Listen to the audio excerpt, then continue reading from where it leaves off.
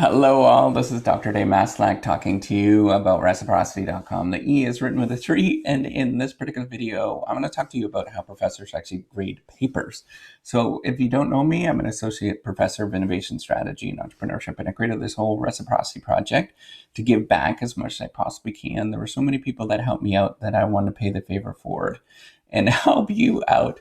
All right, so how do professors actually grade papers and evaluate manuscripts? Well, you can imagine that most professors are sort of facing a trade-off, just like regular human beings, right? We all are normal, everyday human beings. We have all sorts of stuff that are going on in our life. So we sort of trade off devoting resources to the thing that you are doing, right? And it's generally time consuming. It consumes a lot of resources to sit down and actually dedicate your time sort of grading versus the expertise that they have in that particular area, right? So in general, most people, they try to get things done as quickly as they possibly can and use the expertise that they have to leverage this to make it as quick as they possibly can.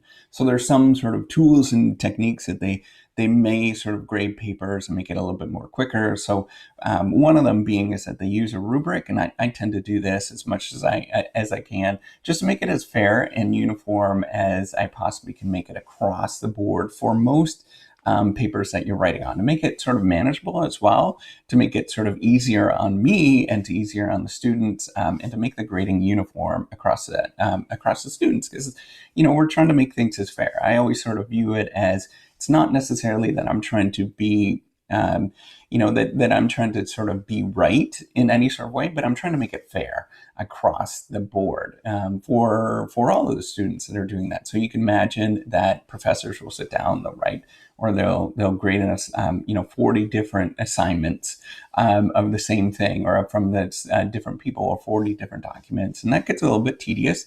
So we try to sort of look for these sort of shortcuts and make it as fair as they can, because we have limited memories, right? We can't remember all the documents all at once and sort of look at that. So we try to make rubrics and things like that. Another thing that we tend to do, so here's some sort of tips to speed up your grading of papers if you're doing this, and as well as if you can imagine what professors are going through, is they batch work. It's a tedious task. It's not necessarily all that fun to sit down and grade on a regular basis. So we try to condense work as much as we can, right? We'll condense it in an afternoon or a couple of afternoons where we can do things and dedicate our time to that, where it is not consuming our resources as much at that moment. Or we do something where it's a little bit more fun. We go out for, sit at a coffee shop and sort of grade some of these things.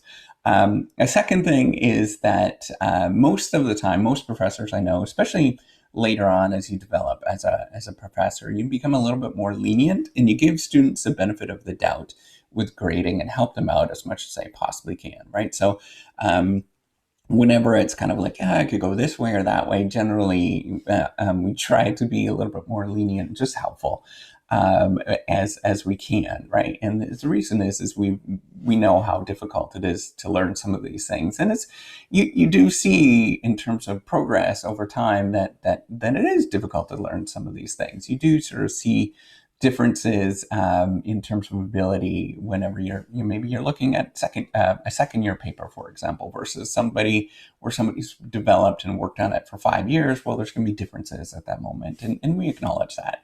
The third thing is, because we're doing things quickly and we're trying to go through, grades or papers as quick as we can, sometimes we do make mistakes, and that is, you have to cut us some slack.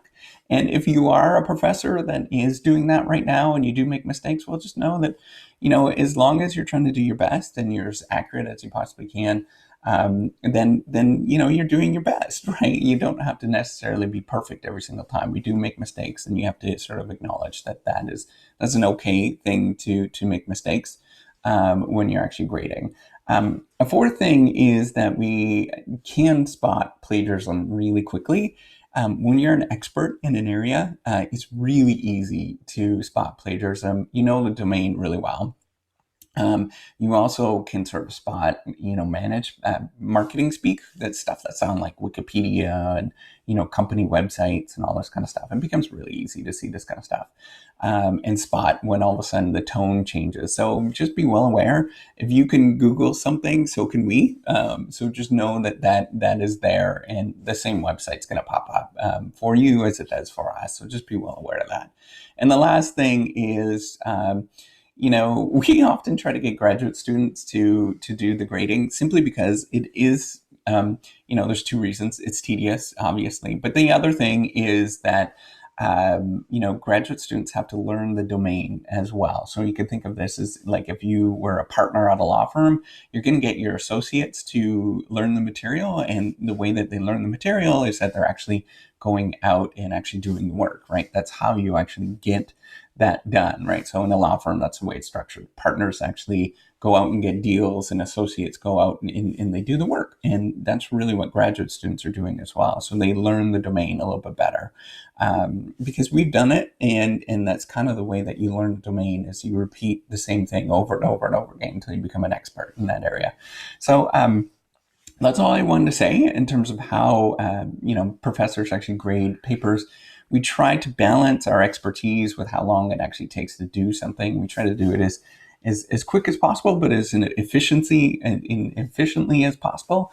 But sometimes you do make mistakes, and you have to sort of recognize that. And some things are really easy to sort of spot, like plagiarism, for example. So just be aware of that when you're going through and you are doing, you're writing up a report. Just acknowledge that is easy to spot. So don't even bother going there. And then, we do try to get graduate students to learn this kind of stuff by doing the work for, on our behalf. We'll check it, but at the same time, just know that some graduate students will end up doing it. So if you like this video, give me a thumbs up, do subscribe to the YouTube channel. I do appreciate it. Take care and have a wonderful day. Bye.